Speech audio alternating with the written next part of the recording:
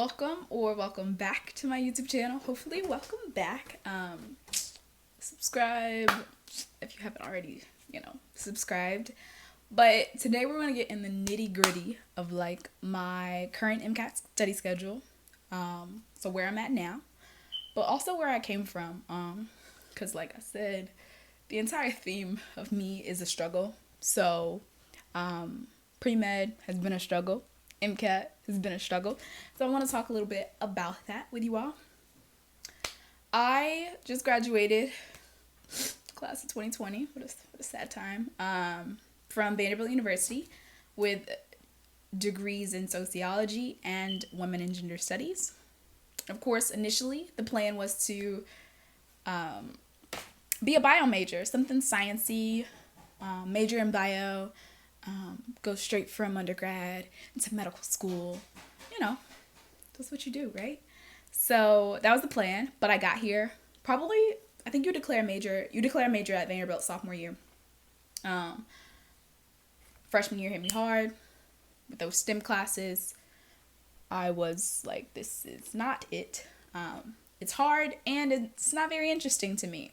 So I took a sociology course. The professor I liked a lot, but like in a professor type way.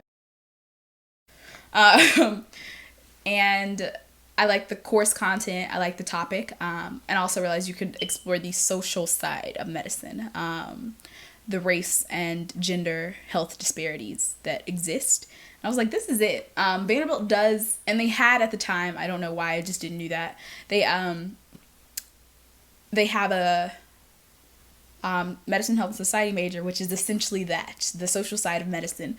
But still, I opted to major in sociology and women and gender studies because I feel like I'm particularly interested in becoming an OBGYN. That's the goal. And I feel like you need to be well versed in the social side. You need to know about women's rights issues. You need to know about women and gender as well. Being an OBGYN, you need to be well versed in those topics. So that is the story behind the degree, or degrees. Also I didn't talk about my braids. I did them myself, so don't look too closely. Quarantine got me learning how to do things myself. They're some of them different sides, like I said. Don't look too closely. But anyway, so that's the story behind the degrees. Currently, I am a graduate. I'm looking to pursue a master's at the University of Mississippi Medical Center in biomedical sciences. I am doing this because my STEM GPA was not that great. I struggled, like I said, I struggled through my pre-med classes, and I feel as if I know I'm able to know the material and learn the material, but I do need to show med schools that I can do well on STEM prep work. And that's the purpose of this master's degree. So that's what will be happening in the fall, hopefully. We don't know what else God has in store for us with everything. But that's the plan. I'm also retaking the MCAT. So like many medical students, I opted to take the MCAT your junior year. Some medical students take it in the fall. Some medical students take it in the spring. But me being me, opted to take it in the summer. I was like, what else will I do? Got home, was like, this is the spot. This is where I'm going to study.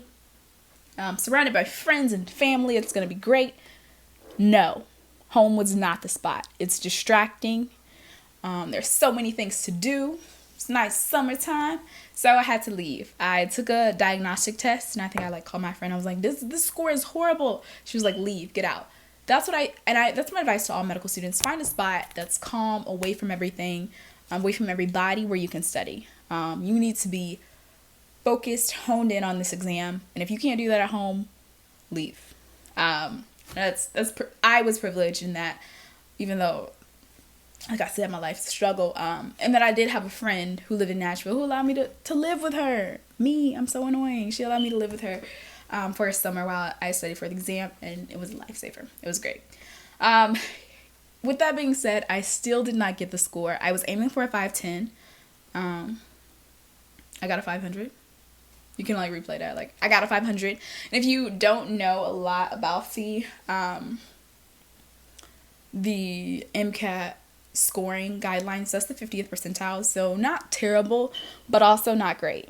It's not great. So, but also, you know, it was my first time taking it. So I did have to learn to, you know, accept myself. But I'm taking it again. I am taking it again because, you know, you have to know yourself and know what you're capable of. And I feel like I can do a lot better. So I'm taking it again in September. It's currently May. So that'll give me 3 whole months of prep work and study time. I will post my schedule, like a link, a picture or something of my schedule so you all can see the current schedule that I'm on. But the first time I took it, I did not. My regrets were, 1, I did not stick to a schedule. I would just study all day-ish. I would study while watching TV-ish. Not the move, okay? Have a schedule. Make it look like school. This is the time I'm going to study for these 2 hours. Go for a jog. Take a break. Eat lunch. Watch an episode. And then, you know, 2 more episodes. Don't do it if you don't watch an episode or while you're studying or supposed to be studying or reviewing material. But I'll post and I'll even scroll through my 3-month MCAT schedule. I'm really excited about this, and I'm excited to share this with you all. The study materials that I used, the first time I used Kaplan, it comes with the workbooks. I think it was the 2018 version of the books, so a little bit behind a version of the books. And it comes with like an online prep package. That's what I used. It was fine. It comes with 3 practice tests. The practice tests, what I was scored on those practice tests was really close. Don't expect a miracle. Was really close to what I actually scored on the final test. I was scoring around a 500 or a 501 on those practice tests. And when I got in the real thing, I scored a 500. And my subsections were also pretty equal. So don't expect a miracle. You'll hear that time and time again. Or you're scoring on those practice tests, especially if you have an official practice test, an AAMC practice test. That's pretty much what you're going to score on the test. So I would also save those to the end. And I got spot on. I took a practice test a couple of days before the exam. I got a 500. I was like, maybe this test is harder than the actual exam. I got a 500 on the exam. Both my practice tests from Kaplan and my practice test from AAMC were pretty accurate of what I actually scored on the exam. So don't expect a miracle. But I studied with Kaplan last time. This time, I am not studying with Kaplan. I'm using official AAMC test materials. So I bought the whole prep bundle. I'm not afraid to say when I took it the first time, I was approved for the MCAT fee assistance reduction fee. Yeah, I got that. You know, because sis be on the struggle train. Like I said, my life is a struggle. It's a theme here. Struggling doctor, aspiring struggling doctor. It's a theme, but I'm not afraid to say that I got that. But I won't get it again. You don't get the study materials if you apply for it again. You only get the reduction in fee. So your test goes from around 300 something to like 130. So that's why I'm applying for it again. Of course, I got it again because I'm still poor. But I got it again, and I unfortunately had to purchase the prep materials this time, which is fine. So I purchased the online prep pack bundle from AAMC. But in addition to that, since this is really investing in her education here, I am going to be using UWorld, which is a prep bank, a test prep bank. But they have really good solutions, I've heard, from other, especially biomedical students. The program I'm looking to go into, they've used this a lot, and they say the solutions are really good.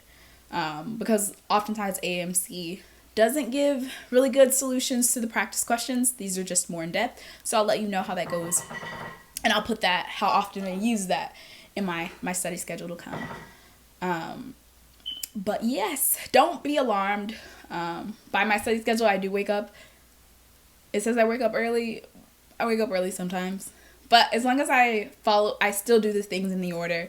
Probably not on the time, on the dime. But I do those things in that order when I do get up. So that's the theme or the thing you need to see from that.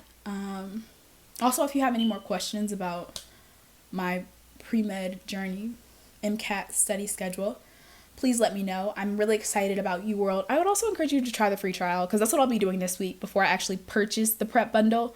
Also, this video is not endorsed at all. I got 9 subscribers, so like it's not endorsed. So yes, I'm gonna try UWorld free trial this week. It'll be what I'll be working on before I actually decide to purchase it. And I'll be using my AAMC materials, which you'll see in my attached study schedule. I'll post a link and I'll put it in the video. Like, I'm getting fancy with this editing, so that's that. Also my braids, I think I talked about them a little bit. If y'all want me to talk more on them, like I said, don't look too closely because sis did them herself. I did them myself. So yes, once again, thank you so much for watching.